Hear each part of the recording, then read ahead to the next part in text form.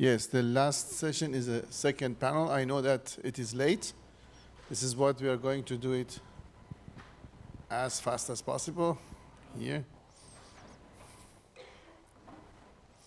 For those who were tough enough to stay to the end. Oh, so many microphones. Please, ladies.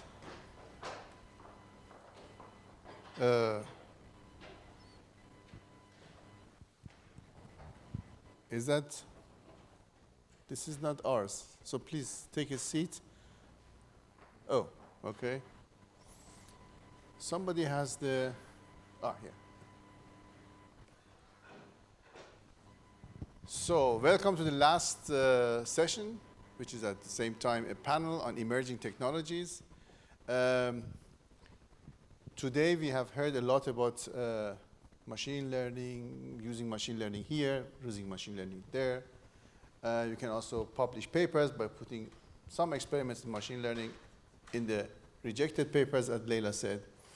Now we would like to go through some of these technologies and ask our distinguished panel that you have all seen during this day. So I think maybe I don't go through an introduction of who is whom. I hope you already know it. And discuss some of these emerging technology. How it's going to be done, I put some questions on the screen. And you can see the questions. I will read it for you, don't worry. You don't have to turn. And if you need to turn, you just answer the questions, okay? And okay, let's start with it. So this is a list of emerging technologies. If you look at the Gartner studies, so Gartner is a consulting company. They collect lots of statistics about everything.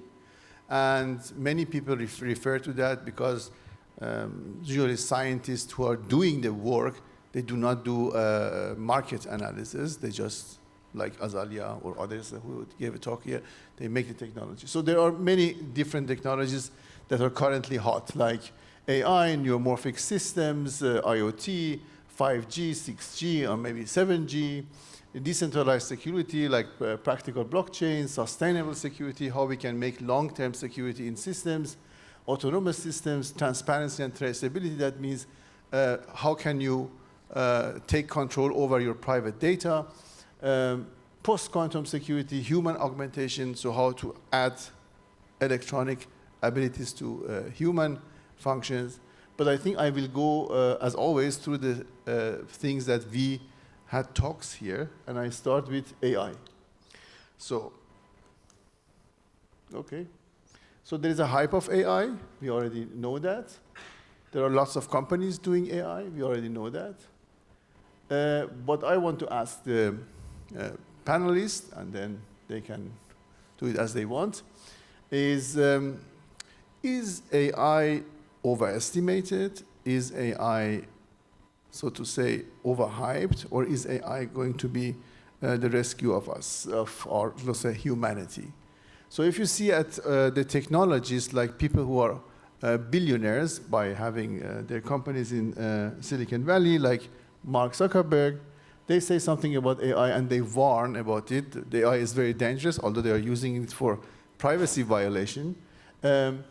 Or other people like Elon Musk, they say, I have talked to Mark about this. His understanding of this subject is limited.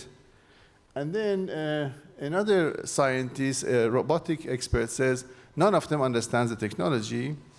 And then some newspaper writes by citing many experts saying that AI is not going to kill us. So it's actually okay technology. So my question is now to panelists.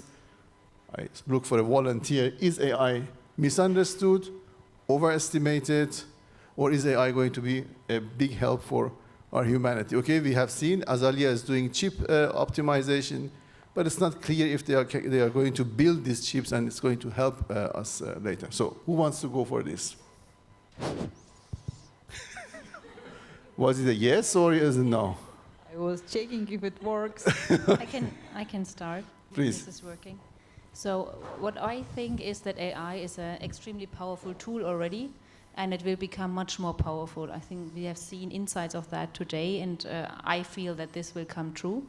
And as always with powerful tools, there are pros and cons, so it's a risk, it's an opportunity. So I think it will just be part of our everyday lives much more than it is today, and we have to manage the risk. So, and to manage the risk, it's necessary that all the players are coming together. So players means governments, mean industry, academics, that there's a collaborative approach to agree on ethical guidelines. Otherwise, the risks might come true, and to leverage the opportunity. And so our CEO, Stefan Oschmann, he recently gave a talk a little bit about that topic, and what he said I think is really true. He said the biggest risk is to leave this opportunity untapped, because it can be so powerful, help us in health systems, in drug discovery, in material science. So we should untap it, but with care and mind and together. So is there another view to that is completely opposite, or all agree, all the ladies, that everything is okay? Because nobody's going to think about ethics. Maybe add something. I think, as you said, it's a powerful technique that allows us to find new solutions, powerful and optimized solution. However, we cannot just adopt AI in any applications without understanding it. So, for example, AI for safety critical applications will be very dangerous. So, in order to to deploy that in this kind of business, we have to guarantee that we understand how does it work, that we can verify it, that we can ensure their security. So AI is very powerful, but it is still a risk that for some applications, like for example the safety critical, it is still, we should develop it further.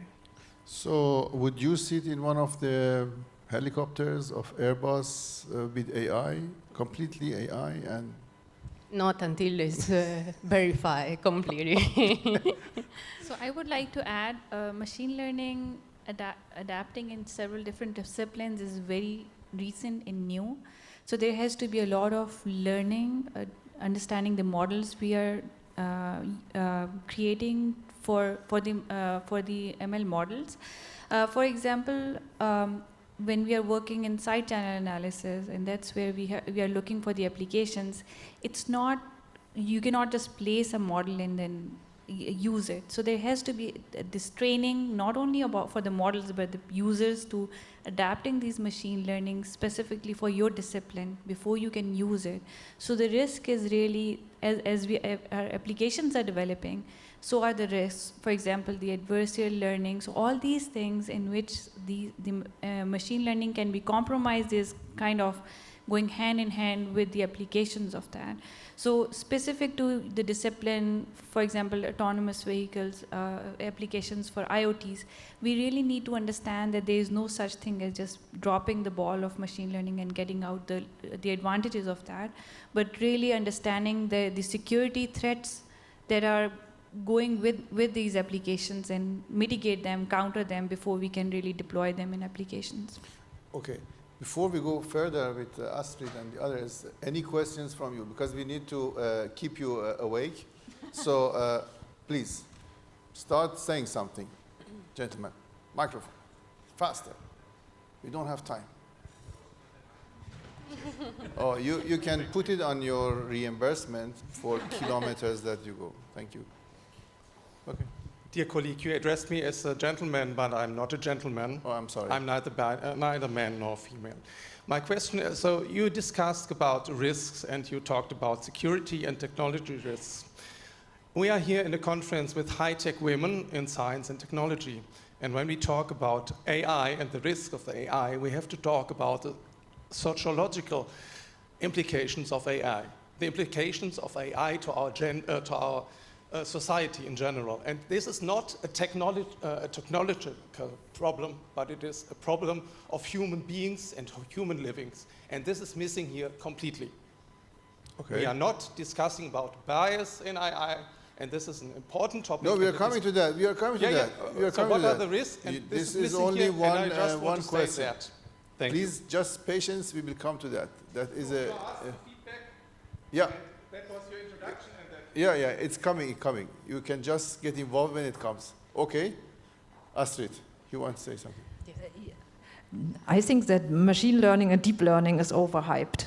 So that's my view, and the whole world is throwing it on everything.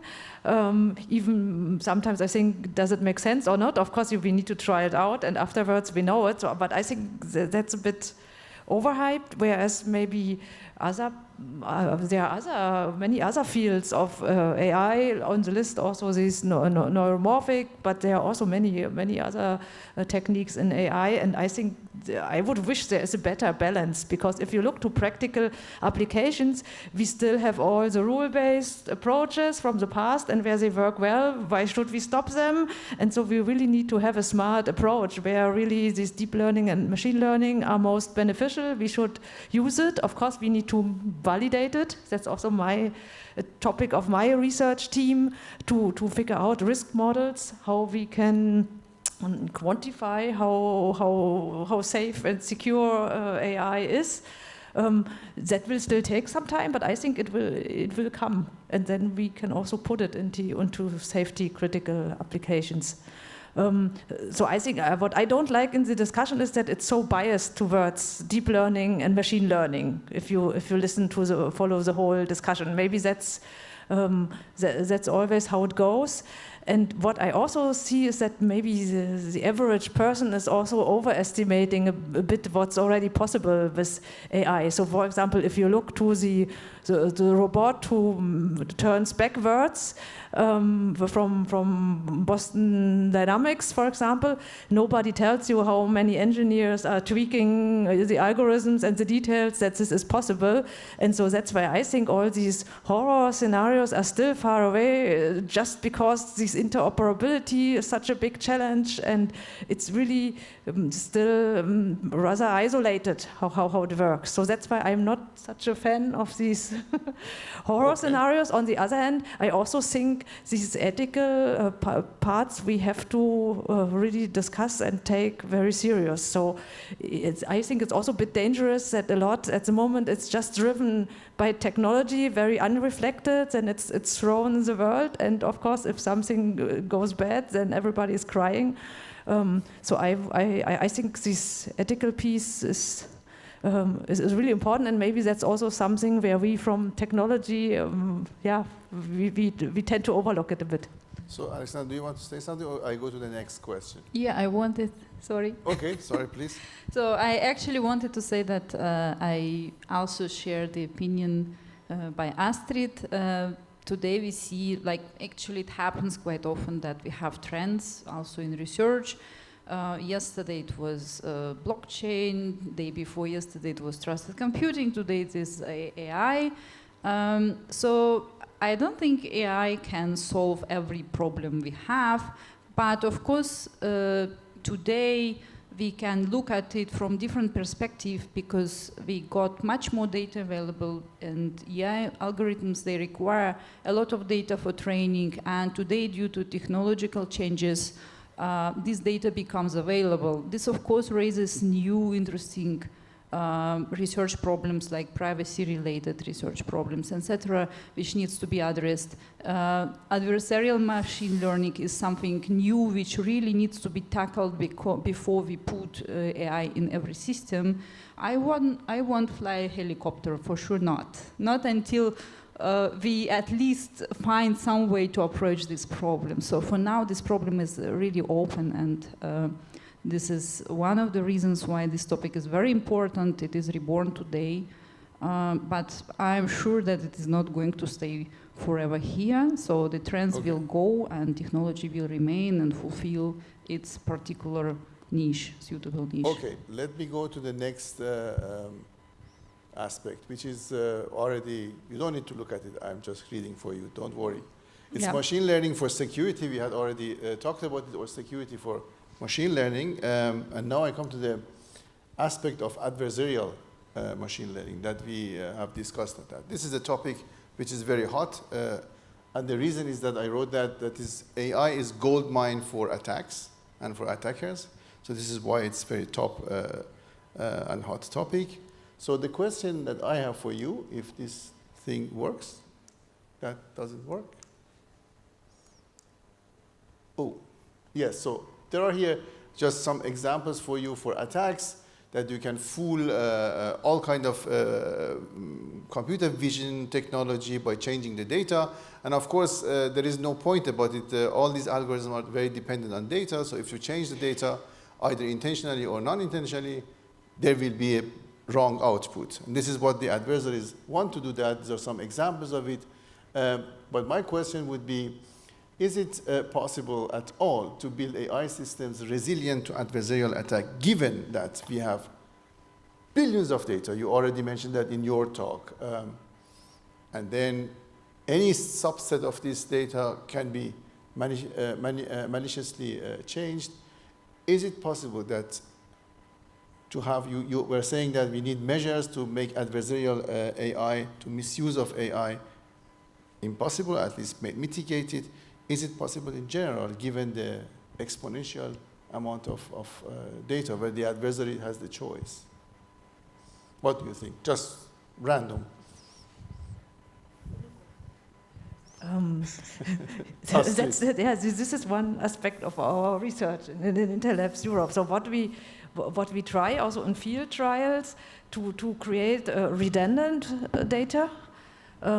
And then you have data from radar sensors, similar data from LiDAR sensor, similar data from camera, and then you can put in certain plausibility checks and other checks, and then maybe not in 100% of the cases you can ensure that the conclusion and decision is correct, but at least the confidence level goes up very much. And we could show that already for autonomous driving with real data. And so that's a typical approach in safety, no? To improve the safety. So then you could conclude that it doesn't make sense what the camera says because the radar or LiDAR sensor tells you something else. And so that's a major part of what my team is working on at the moment. That's a very, actually, very interesting problem. Plausibility check. Yeah, I would like to add to your comment. Really, the weight in machine learning is the feature selection. So as you said, if there are ways that we can select features where there is redundancy, and that is one way of comparing if the data has been compromised or not. So in my mind, if that way, if we can select features in a way that we can compare the models together and building multiple models, and I think that can help. So it's more like security for machine learning. This definitely is a whole science there. From you guys, anyone wants to say something? Ask questions? It's very hard to get all these people together again. Okay, if not, we go to the next question, and that is AI ethics. Hi. Oh, sorry. Yeah, just my opinion on this. So I think what is still missing in AI is cognition. The algorithms don't really understand the data. And that's the kind of the qualitative grave difference to us humans. We understand the world. And I think that's almost a philosophical question, whether it is possible to build in any notion of cognition into algorithms. However, even we humans, we make errors. And our perception and our cognition of the world sometimes is wrong. However, we have a marvelous capability of correcting when we understand that, okay, now something is wrong. So we have the ability to completely switch over and correct our reasoning. Okay, I think I understand the aspect of cognition. I think you all agree. I hope that we all agree. But cognition, if you put it in the context of ethics, and you want to, human-defined ethics should be understandable by machines. Would that be possible? We know that in software development, we have policy enforcement, and it is still a big, big problem that machines understand the policies as we understand it. So is AI ethics, I know that you're all technology people, but from the audience, what are the problems here? to put human ethics that we define as good and bad things and give a kind of score to it when all these algorithms are running? Any view, panelists? Have you seen fantastic movies? Like it's dangerous, potentially. Yeah, today we work on data, on algorithms. Tomorrow, maybe, as Marcus suggested, algorithms become more human-like. You know, we are coming towards like kind of monster we are going to build. That could be one point of view, but I think we are not quite there yet, so we are safe. We are safe. Okay. Anyone else wants to say something about the ethical aspects? I would just like to say that I don't see AI ethics, I only see human ethics. So human ethics will be represented in this AI ethics. We just define that AI doesn't have conscious, doesn't have cognitive thinking, so whatever decisions it is making, it is responsibility of the AI engineer still until today. So before we have the general intelligence, artificial general intelligence, it's well, irresponsible is a bit too hard a word, is maybe even ignorant to shift responsibility from us to whatever model we developed, because in the end it's about our incentives, our intentions, our biases, which we incorporate in data and whatever algorithms we choose. So talking about AI as something separate from us, as some kind of tool which will define how things will go, is far from how reality is right now.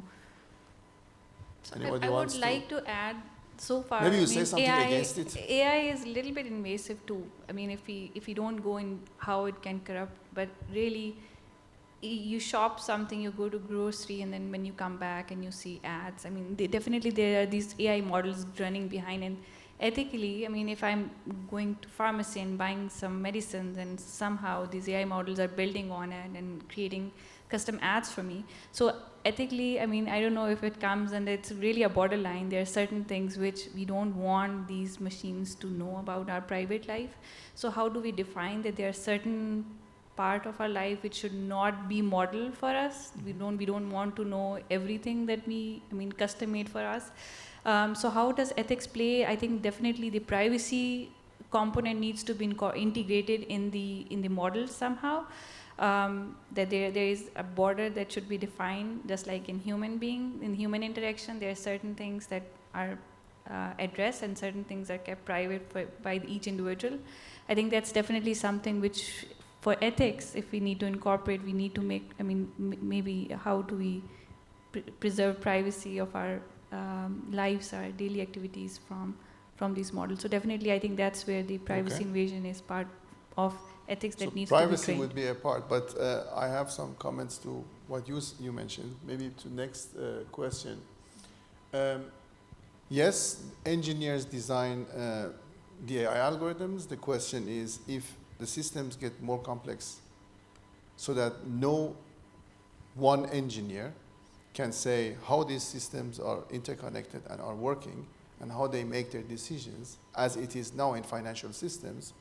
And there are a number of cases that you can, if you do the research, for example, the case City of Connecticut against real estate, that is exactly what happened in real estate, because all these algorithms are working together. They are a simple version of AI and not so sophisticated as Azalia or you and others are doing.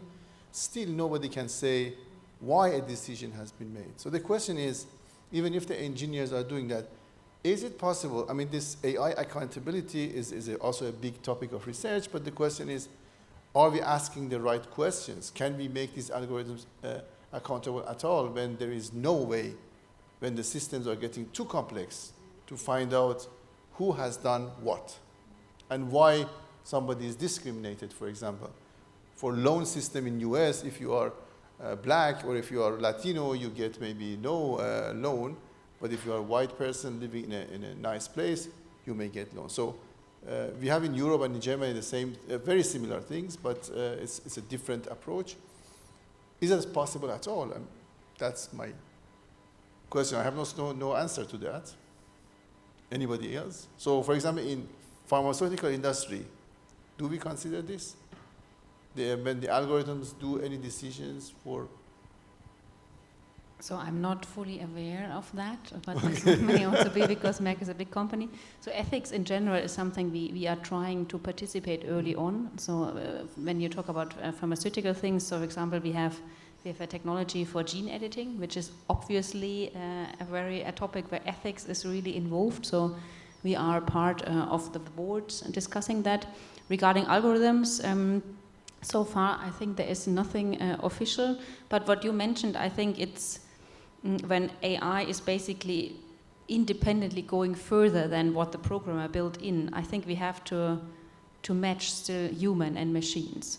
So it's the same like with us humans. One human is taking faulty decisions because we are all biased, we all only have a limited amount of knowledge, and this is why usually if there are important things, you take a group of people. And I think we should take the same approach with AI and decisions. They should not be solely based on a system nobody understands, but there should be kind of a cognition then of one person or a group of person complementing that to mitigate this so a kind of real intelligence or auditing plus. Yeah, it's, of course then it's a supporting function. The AI is supporting, but it should not be doing everything on its own until we fully understand. So like we had it before with safety, it should be the same for these kind of decisions. Anyone else wants to, please?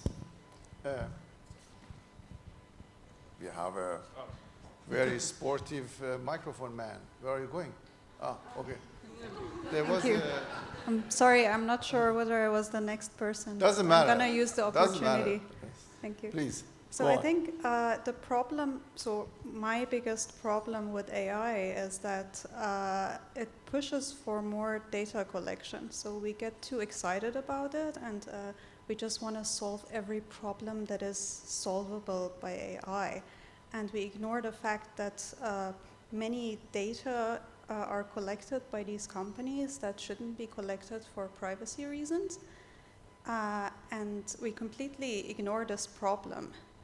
And I feel like this wasn't mentioned here. And also I want to mention that, in my opinion, things like differential privacy are not solving this problem, because differential privacy is for like what happens after you collected the data and you want to share the results, or you want to share the differentially private data with someone.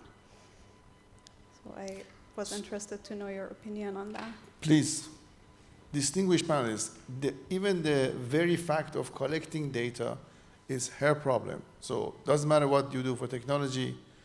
You want to have navigation, don't use Google. I'm actually very glad to see someone who has problem with that. The problem is that like many users don't really care, right? They let it happen. They don't understand the consequences. I recently saw, for example, this less related to AI, but more to data collection. Like in Russia, there is interesting project to inject the RFID chip in your hand so that you don't need to pay with your banking card. It just can go, and everybody is so excited and says, that's a very good technology. And you understand that like we have to kind of educate users, or if it doesn't work, we have to see the way to enforce it through whatever legal enforcement. I think maybe we are not the right representatives to talk about how this can be done, but this is definitely a very important part. I don't think that from scientific perspective we can do much about it. I would like to add a little bit. The data, I mean, we have sensors everywhere. So, I think it's not in our control. Hardware is going to do what it is supposed to do. So whenever the chip turns on, if you have sensors, it will collect data. The problem is when you store it. So that's where I feel it's invasive, if you are storing the information that has been collected by hardware. So for the differential privacy, if you are getting the data and you are performing the differential privacy and then storing this anonymous data, then I think that's kind of a definition that preserves the privacy. But we can really differ in the opinion. But in my mind, the problem comes when you store the data, you put it up on the cloud, or you transmit to fog, or the server. That's where I think the problem is really, it really comes. Otherwise, hardware is going to do what it is meant to do. So if you put a sensor, you can expect that this sensor will work at certain point of time and it will sleep at some time. We are allowing the device, if you have that sensor in your system, then it's going to do what it's going to do, yeah. Okay, thank you. We go to Thank you. I want to go back to a point that Dr. Bürckstümmer did make earlier in this discussion. And in the pharmacy research and in life sciences, there's a lot of experience with security critical emerging technologies and how to deal with the risks that you cannot really or that you need to make estimations very early on. For example, when you develop medicine, when you work very closely with patients, with people. So maybe you can elaborate on that, and what could the AI ethics community, for example, learn from the pharmaceutical and the life science community and their experiences on security and safety critical technologies and how to estimate risk very early on and implement it into research? Okay, so I'm trying my best, being a chemist out of the sector you are not mentioning. But when we look at drug development, it's very clear that they try to eliminate all the risk, and this is why drug development takes a very long time.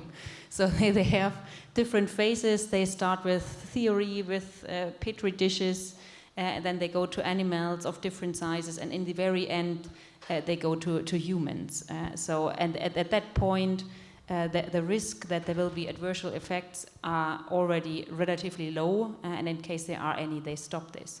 So I think this very lengthy, intense, and expensive process is something we do not see at all in the topic we are talking about. So here it seems everything is just applied, and then we just see what happens. Maybe because the effects are not so obvious to humans, although they are definitely there. But if you give a drug to a person and the person has problems, this is more obvious. So I think to be in between this very intense, elaborate approach might be something. And the other thing is that drug development is heavily regulated. So everywhere there are clear regulations, what to do, how to document everything. There are audits, so there is no room for interpretation. And I think this is also missing totally in AI, machine learning. So there are no clear regulations. There is no harmonization between the different countries. So I think we should move more into the harmonized frameworks and with more risk mitigation up front. So I have a question. Do you think that regularization of AI in, let's say, modulo ethical aspects would make sense? That means politicians should intervene, or is it too complicated? Too complicated for politicians? I think it has to be a joint approach. So science people, they have their view, politicians have their view, industry has their view. I think they have to join and come together and find a common ground and see what makes sense and what is still economically viable but still ethically feasible and sociologically, which is also very important. So I think nobody can decide that on his own, or we in the group as we are. And so it has to be a joint and collaborative approach, which I know is very difficult. Very difficult, yes. Yeah. Any other question? Please. Coming back to the point with can AI be made accountable, I don't know if you agree, but I think it's mostly the data that makes it discriminate. For example, with the Face app, if it said for the beautify mode that it made your skin more white, it probably comes down to the data that was collected, and the thing we heard with data from the data scientists today, seeing that the data is disjointed and like stored somewhere and maybe not all of it is there or some stuff is missing. I think that it's more the data that's discriminating more than the AI itself. The AI just, does what it's supposed to do, what we trained it to do, or what it thinks, gives it the best result. And Hence, I wouldn't even say that necessarily the person that made it is responsible. It's more the data that we collected from all of us. Like if I take myself, I have several accounts. If all of those things are collected, like pictures and stuff from that, they might take me as several human beings and or several data points and then say, okay, there's more of him, or this is more like the norm. I don't know. I think the data is more the problem than anything else. I agree, but I think what we had discussed was that when you deliberately train the algorithm that they have a tag already, a deliberate tag like discrimination, that would be something that you don't want. Yes, AI does, the machine learning algorithm does its clustering, but you can tag it in such a way that for certain areas, for certain people, the output would be different, because that is what you can control. Oh, of course, no, but I meant just in general. Yeah, that's the thing true, that happened in the beginning was just with, and I also think that the problem nowadays is that the general populace and also the politicians are not. First of all, the politicians aren't, technical like us and don't know too much about what we actually do, and I don't think that they're informed enough to actually make informed decisions about these things, because they don't know that it's just there as a tool to solve problems. They also don't know that much that we're not that far along of having something that controls all of us and is like a general AI.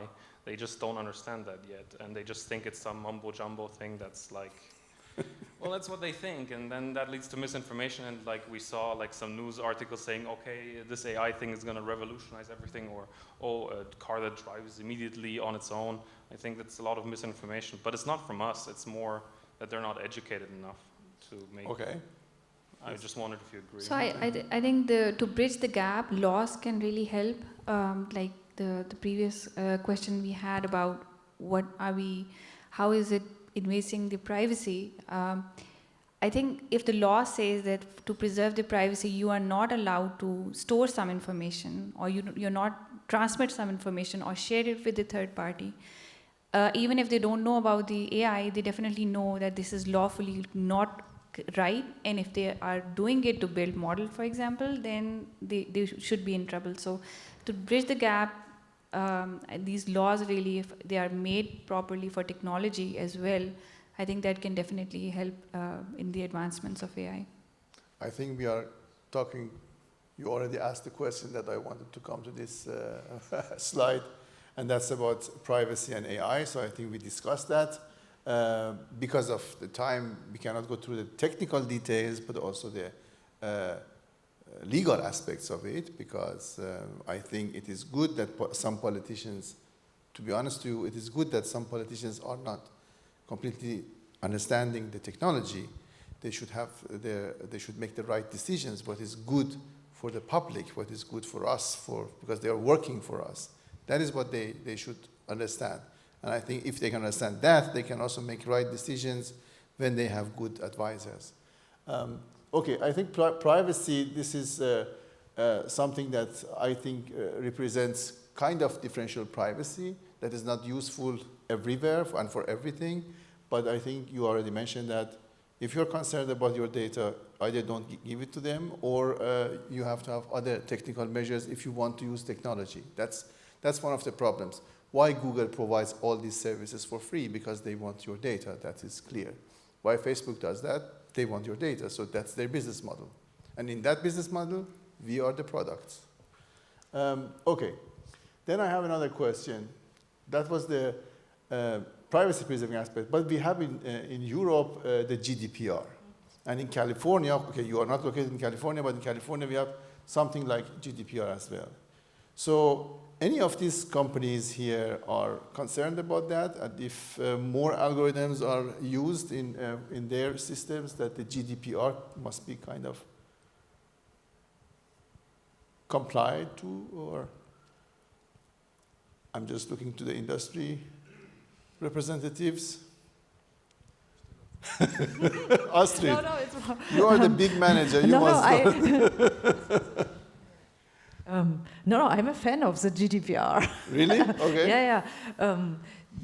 What I am asking myself is more how how to implement it properly without destroying all the opportunities we have with the data. So, for example, if you look on your mobile phone, if you take the standard settings, all is enabled, you know, and they collect all your data, and you have to switch off everything manually. And so I'm asking myself, such mobile phone settings, should they be different, you know, or should it be the opposite? Like, it's the same like when we introduced encryption, no? If the encryption is not installed, nobody is using it. If it's per default there and you have to turn it off, and that's a bit similar with the data. So of course, I also don't do myself a conscious decision which data will be collected. So if I now drive to the airport and I turn on Google Maps, maybe it should really ask me and say, hey, Astrid, I want your data. Am I allowed to collect them? And so the question is, I'm not sure how well this GDPR is already implemented.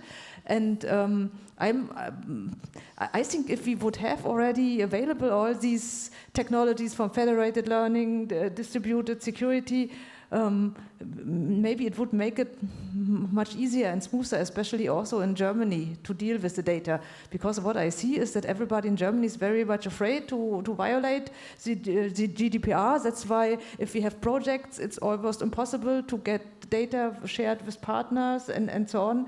So I'm a big fan of these new research topics, and it would be really great to have them available already today or tomorrow. So what I hear in my industry community, for example, from autonomous driving, they would love to have it already today, because then we could really share the data sets between the companies, and we could, for example, accelerate the introduction of autonomous driving cars. So from my Intel perspective, the goal is to say, hey, we need this data protection and GDPR. It's very important, and let's introduce as fast as possible these innovative technologies to deal with the data, despite to make them anonymous, and to be able to share the data between as many parties as possible. But in general, I think, are we tight with the time? No, not yet, yeah. So, but in general, there are many technologies provided by scientists, especially in privacy-enhancing technologies, that can be used, but some of them may not be completely efficient for huge amount of data and huge amount of requests.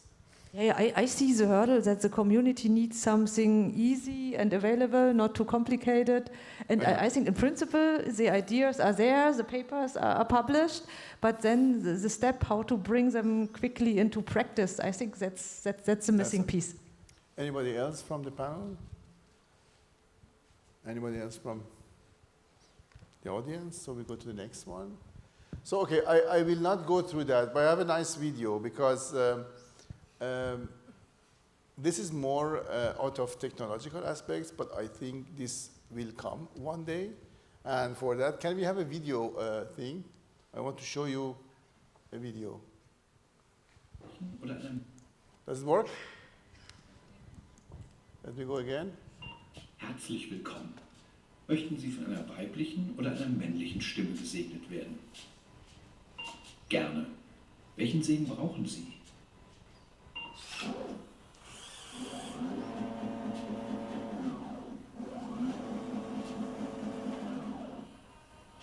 Gott segne dich und behüte dich. Er lasse sein Angesicht leuchten über dir und sei dir gnädig. Gott erhebe sein Angesicht auf dich und schenke dir seinen Frieden.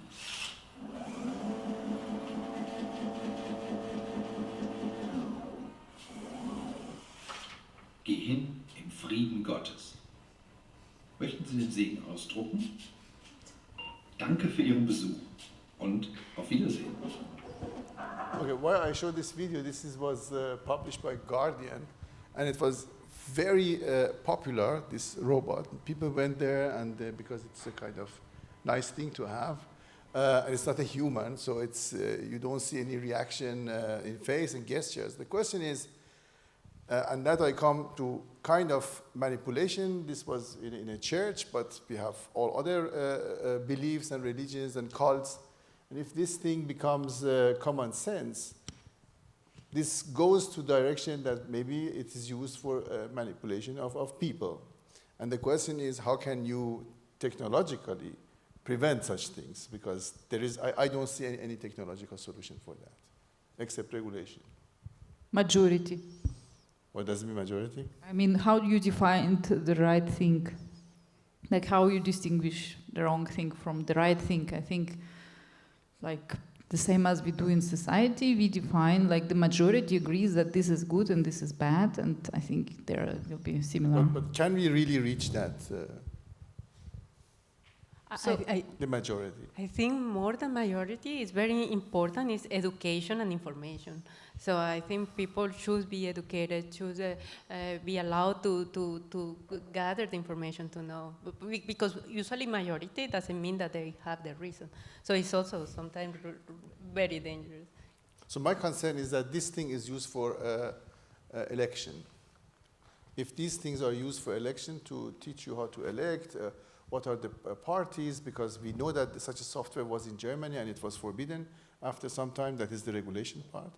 They explained very customized which party does what, and so they could kind of manipulate people into direction that they say, okay, maybe this party is not for me, although this party is not doing the things that they are saying. That is a critical thing and goes maybe back to what you are saying. This is not data anymore. It doesn't ask you for personal data, but it can also influence you at certain time. So it's data independent. There's a question there. No, I just want that there's definitely a thing with like Amazon Alexa with kids, for example, because we will come to that. Not now. I have a slide. No, I meant more like kids talk to Amazon Alexa because the parents aren't home. Yeah. And at some point they kind of identify with the device as a human being or as someone who gives them, you know, correct knowledge or right knowledge, and then it's all down to the companies that control that flow of knowledge. And sure, Google at some point said, "Don't be evil," but they still, you know, they have all the history and everything stored up in their thing, and they decide what gets put out. And sometimes, like with Facebook, they do a little study and control what information is put out just to see how it influences people, and if it reaches the wrong kids or the wrong teenagers or something, it might have the wrong influence. Okay. Any comment? If not, we go to the next topic, and that's neuromorphic computing. This is also a hot topic, and I liked really that Hannah spoke about that. It's a very nice talk, very clear what they are going to do, at least why is that useful. Now my question is, there are a number of chips currently, especially in China. I was in Tsinghua University in Beijing last year. These are a number of accelerators that are actually hardware-based AI. And then there is also neuromorphic computing chip that they claim to have. And the question is, if we have these devices with neuromorphic computing, and I believe that these devices are very useful from the energy point of view. I completely agree. What are the risks?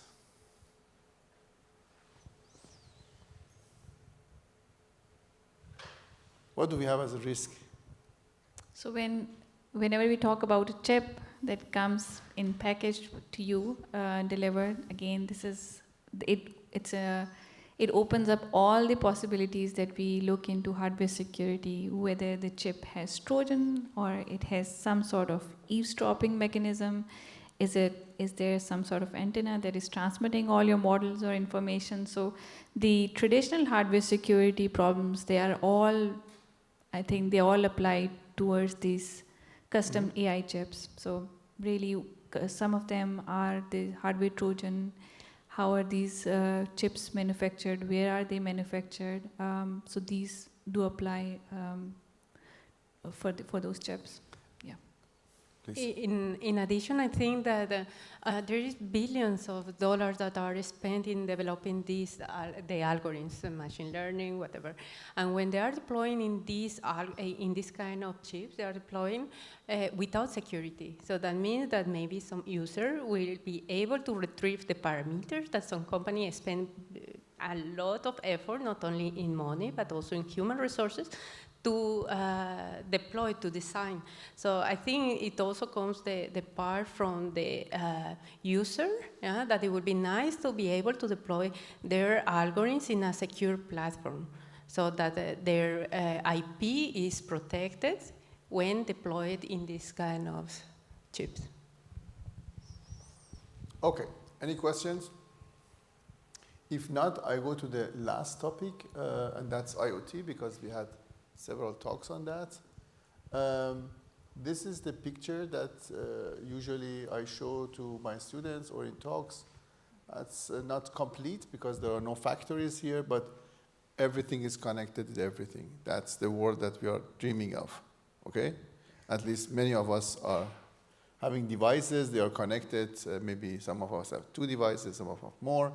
So if that is going to be the reality, and we have Internet of Everything, we have plenty of devices that have internet connection. So you see some of the examples here. These are the typical examples. There are less typical examples. And then we come to what you said. And these are the club of, as I call them, friendly creatures that are at our homes. And some of us. Maybe I ask you, who has one of these devices at home? Oh, wow. What is this? You were too fast with down. That means half, maybe. And this is what you were. This is what you were talking about. That is Kayla. I also show that because this is in Germany forbidden. You cannot buy this because it has a because of child abuse remotely because it was hacked. So that is a big thing. And question is, if you say for kids or not kids, you cannot. There is Alexa for kids that has a very limited functionality. So parents can use it because it does not give you much information. But you cannot do authentication per voice that you say, okay, this is parents, this is kid. You have to have put it in a kid's room and disconnect your own Alexa wherever you have it. So this is a bit complicated situation. And I think this will be a curse, but also a lot of comfort for our life. It's good when you have no friends to have such things at home. Now, I would like to talk about IoT security, and I would like to ask those of you who are working on devices, can we secure IoT devices at all? Because in every talk today, everybody was saying these devices are insecure. You said it, and I don't know. I think you didn't say something about IoT, but you said it somewhere else to me. So they have different problems. They are diverse. They are resource constrained. They don't have all the capabilities that we want. So does it make sense to do research in this area when nobody is listening? Perhaps I can take this because, first of all, I focus on research, and second, because we have specifically projects on IoT security. There are certain challenges. They were also discussed in talks that it is difficult because these devices are resource constrained.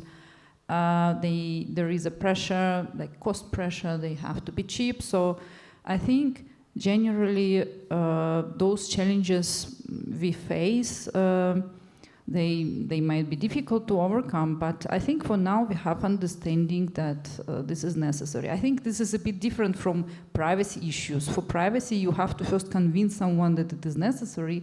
Here, like we see already with all those attacks, like denial of service driven by IoT devices compromised, etc. We see, and we can also imagine like more attacks of more drastic nature. Once we have self-driving cars with many sensors, and the attacker can actually manipulate them, and it will cause deaths. And so I think this is like more tangible examples we can actually.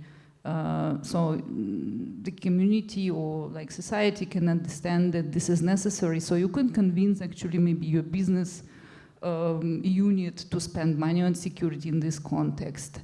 And again, it was already mentioned in talks that if we cannot put proper security measures on devices itself, We can make them complementary through intrusion detection. We can have other means to support security, machine learning, monitoring the traffic, and so research goes in this direction. And I think it is pretty feasible to solve those problems at the end. Okay, so one of the speakers was already mentioning that about using machine learning for intrusion detection. The question is, can we assume that when these devices are not secure, so we make no security assumptions about these devices, can we use artificial intelligence to understand their behavior and say, okay, this one is behaving bad? Would that be a solution? So we don't make any assumption. They are coming to the market without security anyway. Thousands of them, for example, in Asia, and they're on the market and people buy that because they are somehow useful, or maybe not, but would that be a solution? So no security assumption about these devices. Can artificial intelligence as saving humanity help here? Question for you. I'll give you my take on it.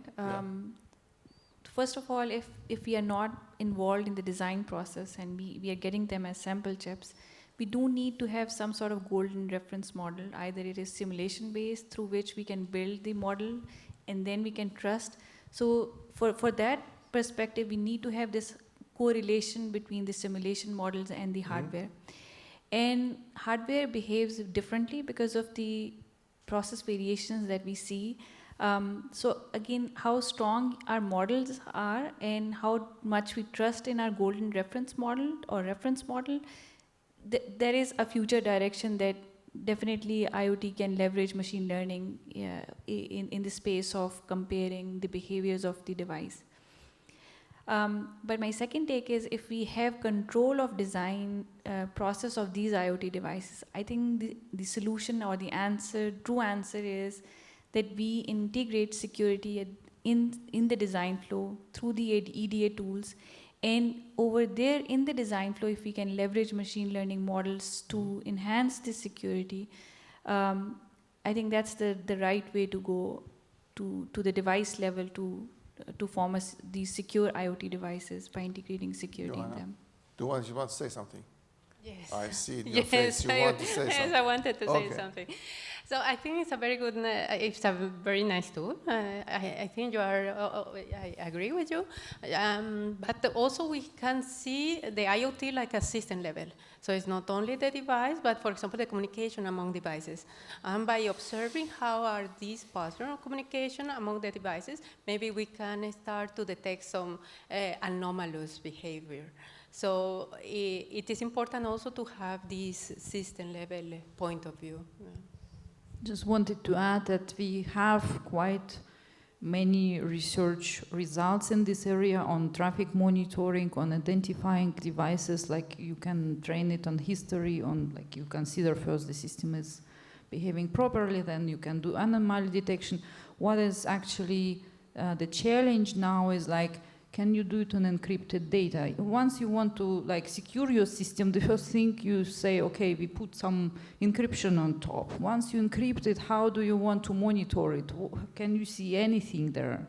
So this is like a currently open problem. Like, can you really do anything with machine learning once you have encrypted traffic?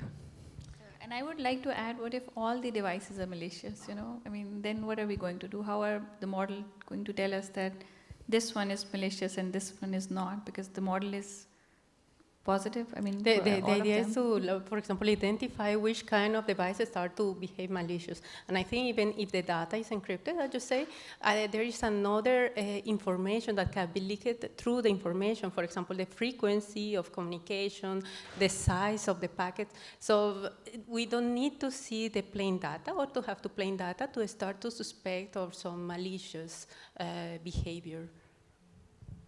Okay, so I think we are at the end of the time, and people are really, all of you are tired. Before we go to the closing, I have a question for, a general question for all of you, and anybody should say something to it. If I give you $100 million,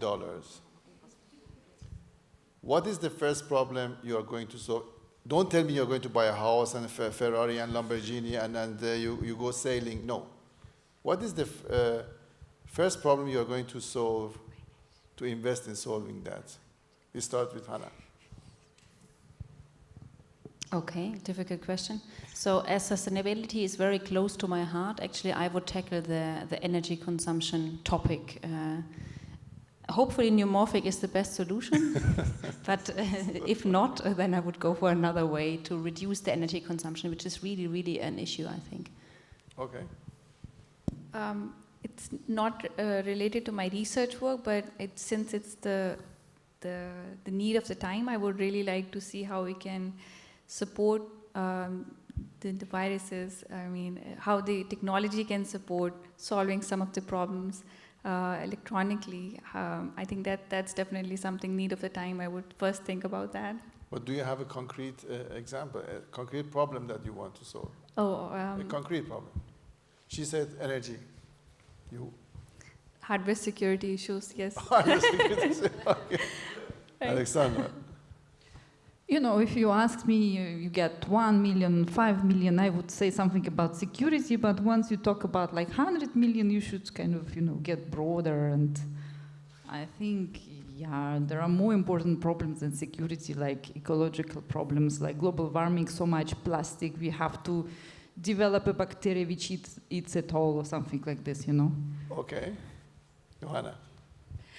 It will sound like a beauty queen contest, yeah? But I think I will invest in education. Why? Because with education we make people smart.